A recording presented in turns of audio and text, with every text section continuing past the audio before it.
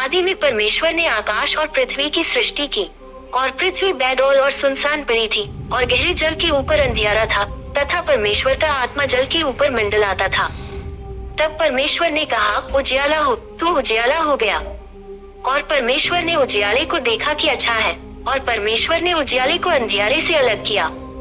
और परमेश्वर ने उजियाले को दिन और अंधियारे को रात कहा, तथा सांझ हुई फिर भोर हुआ। इस प्रकार पहला दिन हो गया। फिर परमेश्वर ने कहा, जल के बीच एक ऐसा अंतर हो कि जल दो भाग हो जाए। तब परमेश्वर ने एक अंतर करके उसके नीचे के जल और उसके ऊपर के जल को अलग अलग किया, और वैसा ही हो गया। और परमेश्वर ने उस अंतर को आकाश कहा, तथा सांझ हुई फिर भोर हुआ। इस प्रकार दूसरा दिन हो गया। फिर परमेश्वर ने कहा, आकाश के नीचे का जल एक स्थान में इकट्ठा हो जाए और सूखी भूमि दिखाई दे, और वैसा ही हो गया। और परमेश्वर ने सूखी भूमि को पृथ्वी कहा, तथा जो जल इकट्ठा हुआ उसको उसने समुद्र कहा। और परमेश्वर ने देखा कि अच्छा है।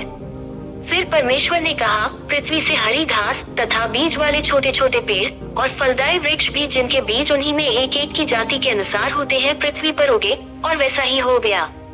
तो पृथ्वी से हरी घास और छोटे छोटे पेड़, जिनमें अपनी अपनी जाति के अनुसार बीज होता है, और फलदायी वृक्ष, जिनके बीज एक एक की जाति के अनुसार उन्हीं में होते हैं, उगे। और परमेश्वर ने देखा कि अच्छा है। तथा सांझ हुई फिर भोर हुआ। इस प्रकार तीसरा दिन हो गया। फिर परमेश्वर ने कहा, दिन को रात से अलग करने के लिए आकाश के अंतर में ज्योतियां हो, और वे चिन्हों और नियत समयों और दिनों और वर्षों के कारण हो। और वे ज्योतियां आकाश के अंतर में पृथ्वी पर प्रकाश देने वाली भी ठहरे, और वैसा ही हो गया। तब परमेश्वर ने दो बड़ी ज्योतियां बनाई। उनमें से बड़ी ज्योति को दिन पर प्रभुता करने के लिए, और छोटी ज्योति को रात पर प्रभुता करने के लिए बनाया, और तारागण को भी बनाया। परमेश्वर ने उनको आकाश के अंतर में इसलिए रखा कि वे पृथ्वी पर प्रकाश दें, तथा दिन और रात पर प्रभुता करे, और उजियाले को अंधियारे से अलग करे।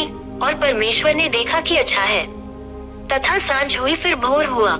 इस प्रकार चौथा दिन हो गया। फिर परमेश्वर ने कहा, जल जीवित प्राणियों से बहुत ही भर जाए, और पक्षी पृथ्वी के ऊपर आकाश के अंतर में उड़े। इसलिए परमेश्वर ने जाति जाति के बड़े बड़े जल जंतुओं की और उन सब जीवित प्राणियों की भी सृष्टि की, जो चलते फिरते हैं, जिनसे जल बहुत ही भर गया, और एक एक जाति के उड़ने वाले पक्षियों की भी सृष्टि की। और परमेश्वर ने देखा कि अच्छा है। और परमेश्वर ने ये कह के उनको आशीष दी कि फूलो फलो और समुद्र के जल में भर जाओ, और पक्षी पृथ्वी पर बढ़े। तथा सांझ हुई फिर भोर हुआ। इस प्रकार पांचवा दिन हो गया। फिर परमेश्वर ने कहा, पृथ्वी से एक एक जाति के जीवित प्राणी, अर्थात घरेलू पशु और रेंगने वाले जंतु, और पृथ्वी के वन पशु जाति जाति के अनुसार उत्पन्न हो, और वैसा ही हो गया। सो परमेश्वर ने पृथ्वी के जाति जाति के वन पशुओं को, और जाति जाति के घरेलू पशुओं को, और जाति जाति के भूमि पर सब रेंगने वाले जंतुओं को बनाया। और परमेश्वर ने देखा कि अच्छा है। फिर परमेश्वर ने कहा, हम मनुष्य को अपने स्वरूप के अनुसार अपनी समानता में बनाएं, और वे समुद्र की मछलियों और आकाश के पक्षियों और घरेलू पशुओं और सारी पृथ्वी पर और सब रेंगने वाले जंतुओं पर, जो पृथ्वी पर रेंगते हैं, अधिकार रखें। तब परमेश्वर ने मनुष्य को अपने स्वरूप के अनुसार उत्पन्न किया। अपने ही स्वरूप के अनुसार परमेश्वर ने उसको उत्पन्न किया, नर और नारी करके उसने मनुष्यों की सृष्टि की।